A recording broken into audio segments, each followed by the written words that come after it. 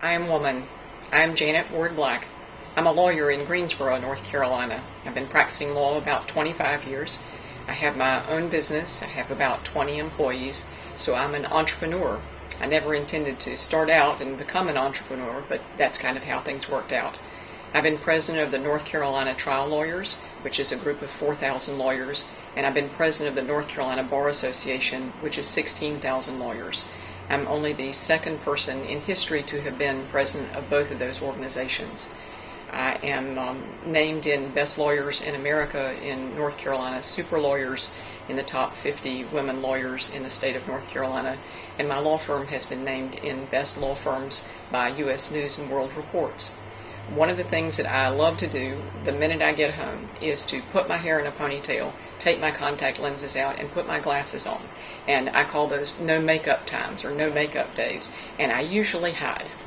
There are so many life lessons. There are so many turning points that I can think of in my life.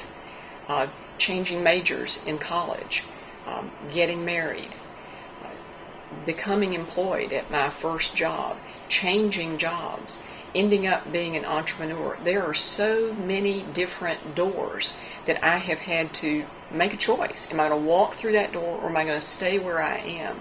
And all of those things have shaped who I am. I was Miss North Carolina 1980. I played Chopin's Revolutionary Etude, for those of you who are wondering what I did for my talent competition.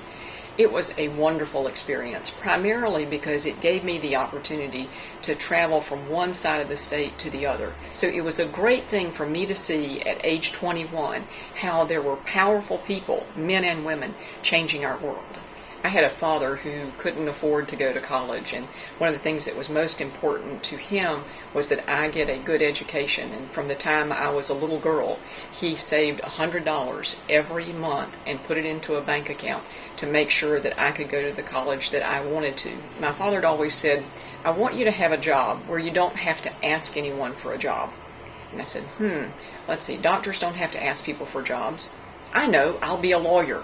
And I'm afraid I didn't apply any more thought to it than that. How did I lead my law firm to be named one of the best law firms in America? How those decisions are made, how someone is named to that list, is by your peer group.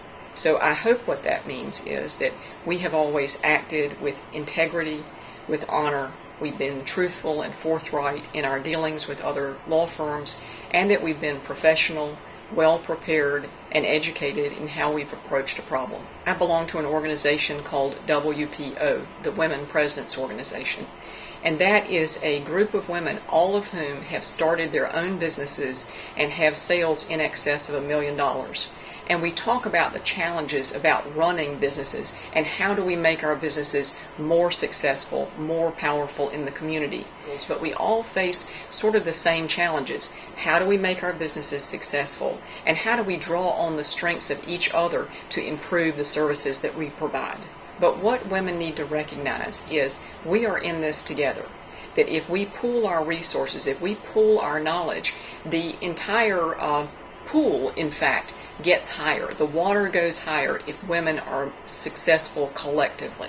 So if you think about everyone you meet as being somebody with whom you can collaborate for the good of the planet, it gives you a different perspective. So you really need to look at how can I partner with this other woman rather than consider her a competitor. There's great significance in being a woman. I frankly wouldn't trade for all the money in the world.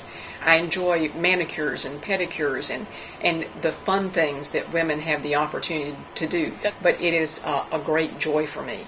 And I also see that there is such strength that women bring to any kind of meeting. And it is amazing to me how frequently I get comments about my hairstyle or my lipstick, not the content of what I'm saying.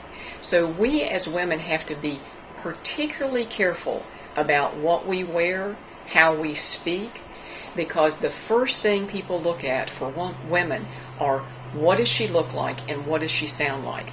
So appearance for women is so much more important than it is for a man.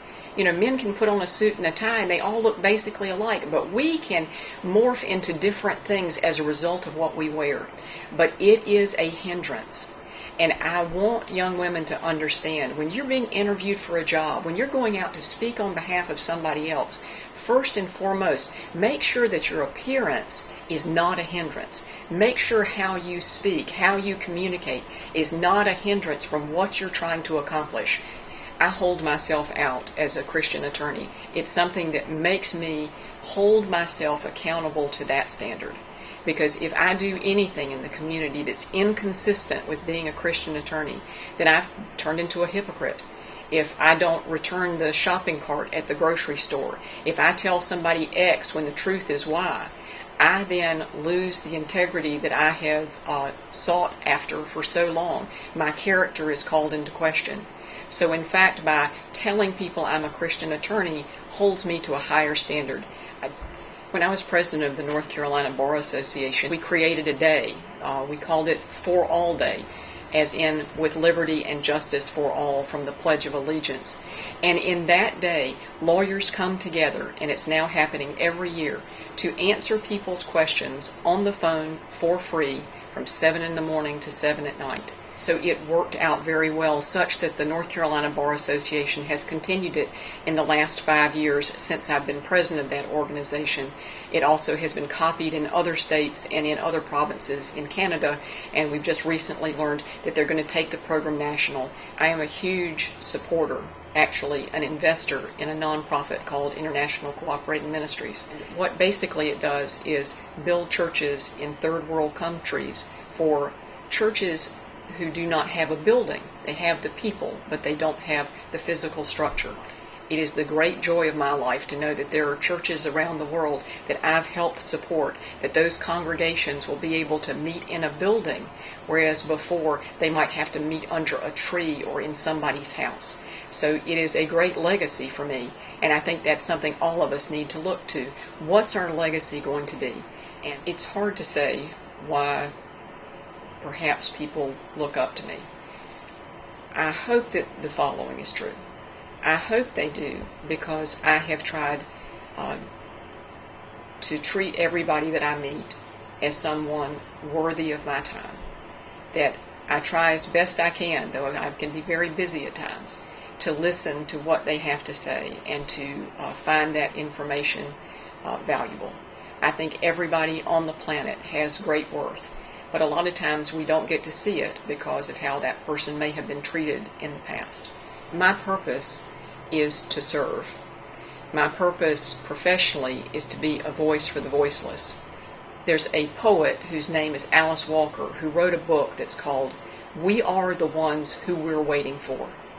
I think so often we think, oh, well, somebody should do something about that.